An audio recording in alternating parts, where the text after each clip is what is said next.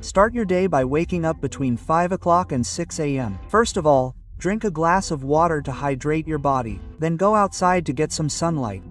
Have a high-protein breakfast to kickstart your energy. After this, meditate for 5 to 10 minutes and if time permits, do a small workout as well. If you like coffee, you can have a cup so that your focus is boosted and you can immerse yourself in your deep, concentrated work. Later, read a book to activate your mind. Eat a protein-rich and low-carb meal for lunch. Again, go out again for fresh air and sunlight. Talk to friends or family to strengthen your relationships.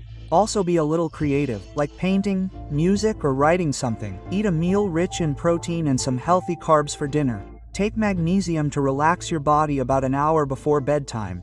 Stay away from screens to reduce blue light exposure. Think about your day.